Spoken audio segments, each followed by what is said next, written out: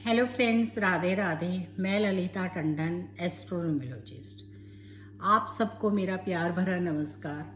आज हम बात करेंगे कि क्या जो हम सब कार्य करते हैं वो उपाय ही हैं या हम उन सबको धर्म का संबंध समझकर करते हैं। जो भी हम सारे रोजमर्रा में आपको बातें बताते हैं वो सब उपाय नहीं होते।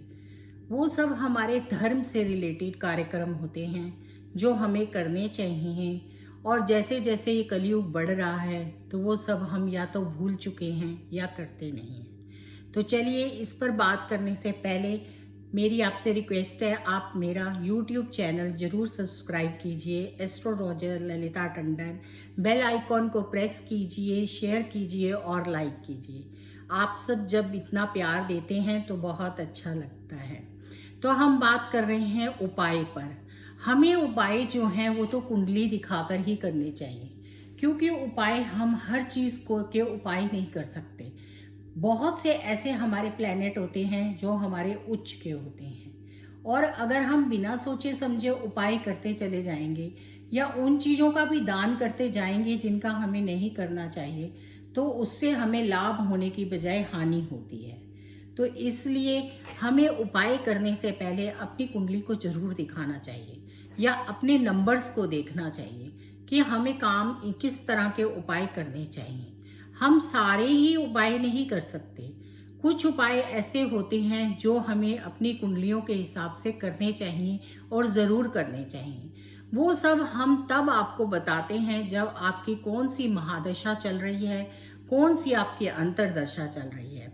उसके अकॉर्डिंग अगर आपको कोई प्रॉब्लम आती है तो हम आपको बताते हैं कि आप इस तरह से उपाय कीजिए, ये उपाय करने से आपको लाभ होगा। और अगर उस दशा में गोचर में भी वो प्लैनेट जो है वो कहीं पर अच्छी स्थिति में नहीं है और आपको कोई अचानक प्रॉब्लम आई है, तो हम आप लोगों को बताते हैं कि आप ये उपाय कीजिए। लेकिन हम जो रोज आपको बताते हैं वो इतने ज़्यादा उपाय नहीं होते। वो तो हमारे धर्म से रिलेटेड होते हैं। वो चीज़ें जो हमें करना ही चाहिए, जिनको करने से हमें अति उत्तम लाभ मिलते हैं, और वो सबको करने में कोई परेशानी नहीं होती।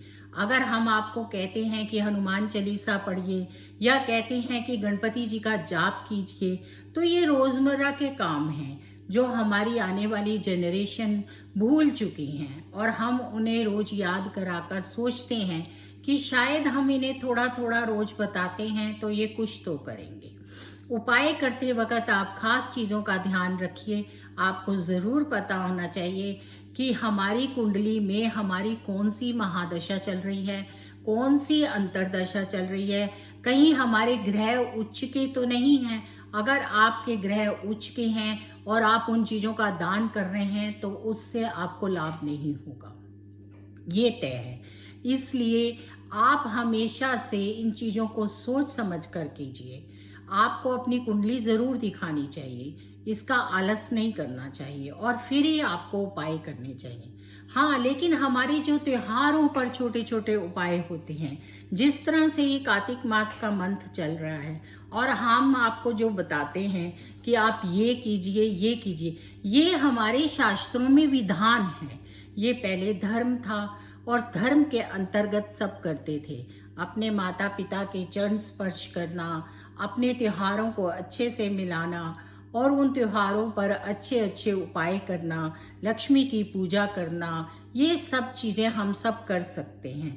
क्योंकि अगर हम अपने शास्त्रों को पढ़ें तो ये हमारे रोज़मर्रा के काम हैं जिन्हें हमें करना चाहिए। लेकिन क्योंकि कलयुग है, इस युग में धर्म को इतना ज़्यादा नहीं मानते बच्चे, या कह लो कि सब लोग, आजकल का युग ऐसा है कि प्रमाण मांगता है। तो इसलिए हम सब आपको रोज़मर्रा में बताते रहते हैं कि आप ये कीजिए, इससे ये लाभ होगा, इससे ये लाभ होगा, और वो सब करने से आपको कोई प्रॉब्लम भी नहीं होनी चाहिए। लेकिन जो खास उपाय होते हैं वो उपाय तो आपको अपनी कुंडली दिखाकर ही करने होते हैं। क्योंकि कुंडलियों में कई बारी मैंने देखा है, बहुत सी ऐसी कुंडलियां मैं देखती हूँ कि जिनमें इतने अच्छे उच्च के ग्रह होते हैं और वो लोग उन्हीं ग्रहों का दान करते रहते हैं, और जो पहले ही हमारे पास इतना है, हम उसी का दान करते रहेंगे तो उससे हमें कोई लाभ नहीं होगा। हमें हमेशा अपने उन ग्रहों पर काम करना चाहिए जिनका हमें अच्छे से लाभ नहीं मिल रहा या जिन दिशाओं में हम परेशान हो रहे हैं। उन दशाओं में, उन अंतर्दशाओं के उपायों को करने से ही हमारी कुंडली में असर होता है और बहुत अच्छा होता है। आप सब जब भी कोई उपाय करें तो इस चीज़ का खास ध्यान करें। लेकिन जो रोज़मर्रा के छोटे छोटे उपाय हैं वो आप कर सकते हैं, क्योंकि जो भी हम त्योहारों, फेस्टिवल और जो छोटी छोटी चीज़ें बताते हैं वो रोज़मर्रा में करना उत्तम ही होता है। अगर हम आपको कहते हैं कि मंगलवार को प्रसाद चढ़ाइए, हनुमान चालीसा पढ़िए, तो आपको उसको करने से लाभ ही होगा। इसी तरह से अगर हम आप कहते हैं कि किसी गरीब कन्या की हेल्प कीजिए तो उससे भी आपको लाभ ही होगा। ये ऐसी छोटी छोटी चीज़ें हैं जिनको करने से आपको बड़ा उत्तम लाभ कर मिलता है, और सिर्फ सुन लेने से नहीं, थोड़ा बहुत करना भी चाहिए। वैसे भी हमारे शास्त्रों में ये विधान है कि जितनी हमारी आय होती है उसका 10वां हिस्सा हमें दान करना चाहिए। पर कितने लोग करते हैं? आप 10वां नहीं, अगर 1% भी करेंगे तो भी आपको बड़ा उत्तम लाभ मिलेगा। भगवान कृष्ण स्वयं कहते हैं कि सुबह उठकर सबसे पहला काम दान करना चाहिए। और अगर आपने किसी वक्त ये बात सोची कि मैं ये काम करूं, तो उसमें डिले नहीं करना चाहिए, तुरंत कर देना चाहिए।